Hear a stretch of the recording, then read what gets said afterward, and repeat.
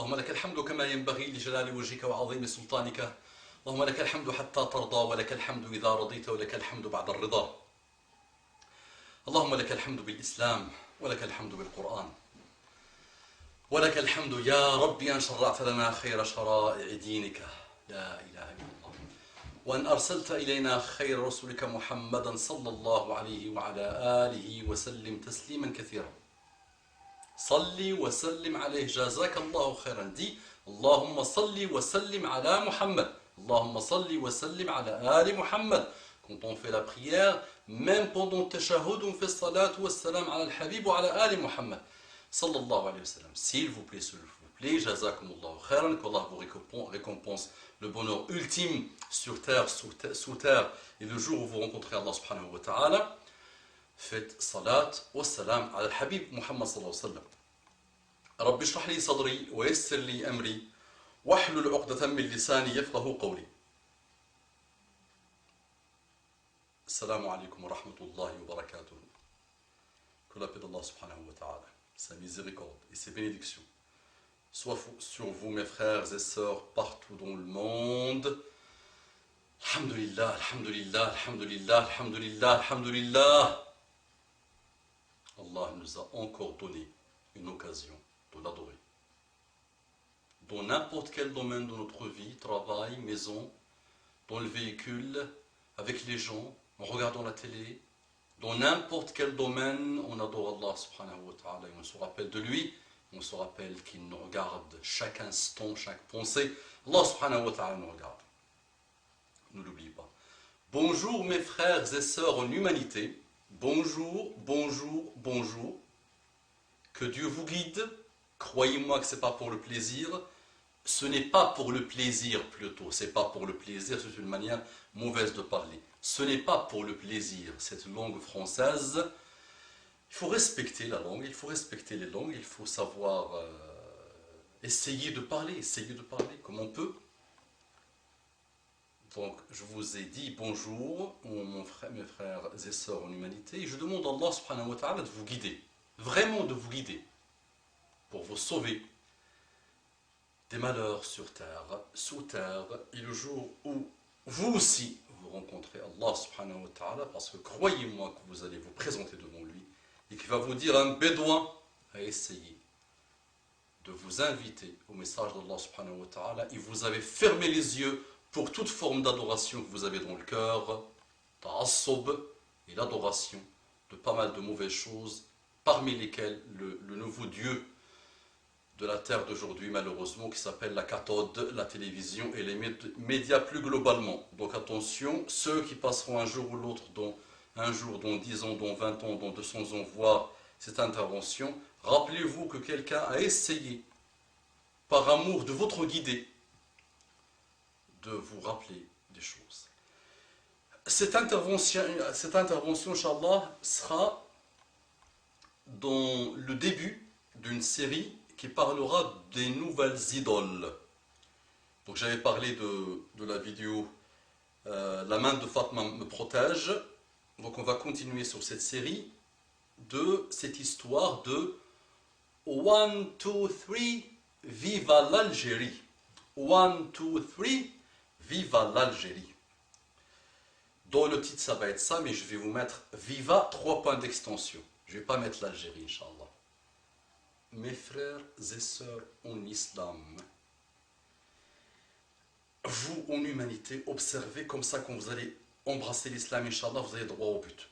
Quand vous allez embrasser l'islam et quand vous allez accepter la parole d'Allah subhanahu wa ta'ala, aujourd'hui ou demain, parce que l'islam va se présenter dans votre vie, donc vous ne pouvez plus marcher ni comme ça ni comme ça.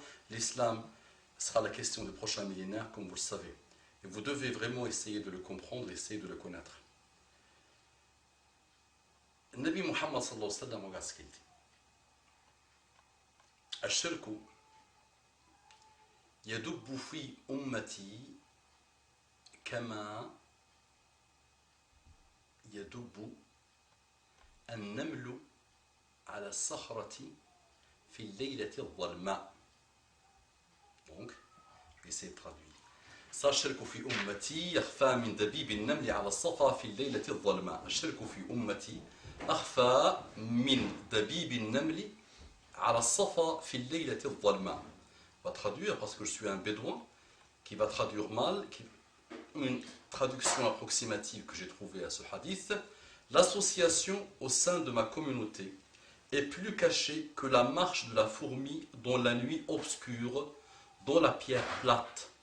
L'association au sein de ma communauté, de ma umma, est plus cachée que la marche de la fourmi dans la nuit obscure, dans la pierre plate. Donc regarde ce que l'association, regarde comment elle peut être cachée, comment on peut parfois ne pas se rendre compte, tellement ça se présente avec un vêtement ou avec un habit tellement embelli qu'on ne se rend même pas compte, tellement embelli par les médias et tellement embelli par des mauvaises choses. Donc c'est ce qu'on appelle le nationalisme. Aujourd'hui, on adore des pays. Et oui, chacun de vous médite en lui-même ici les ravages de cette adoration de son pays dans son cœur. On adore des pays. On fait le wala, wal bara, des notions extrêmement lourdes et extrêmement dangereuses. Et la première partie que je prends, al-wala, al-bara, il est lourd la notion. Laissons les savants, Inch'Allah, l'analyser et l'étudier. Ils nous ont dit pas mal de choses sur cette notion de al-bara. Mais le wala, quand tu as ton pays pour lequel tu peux donner tout, pour lequel tu peux combattre des hommes qui ne t'ont rien fait, pour lequel tu peux mobiliser des médias, tous les médias de ton pays, pour dire que l'autre pays est un pays fils de bâtard, ou c'est un pays qui n'a pas de religion, qui n'a pas de culture. Cette adoration du pays devient aujourd'hui, malheureusement, une nouvelle idole dans les cœurs.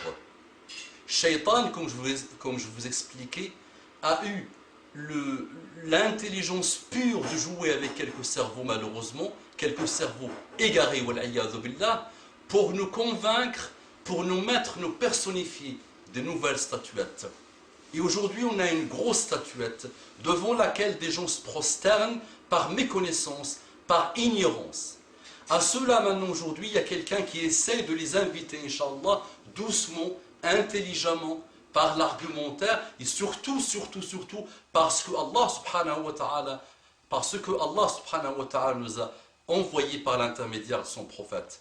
Comment tu peux adorer ton pays? Comment tu peux, dans la rue, entendre des gens insulter Muhammad sallallahu alayhi wa sallam et ça ne te touche même pas? Comment tu peux entendre des gens qui insultent la Mecque par exemple et ça ne te touche même pas? Par contre, dès que quelqu'un ouvre sa bouche, dès qu'un match tu perds, dès qu'une de tes chanteuses commence à chanter, dès que ton shab ou shabba ou dès que ton idole malheureusement prend la parole, ton pays devient quelque chose. Et on le voit sur internet, des gens qui n'arrêtent pas de poster des choses sur leur pays.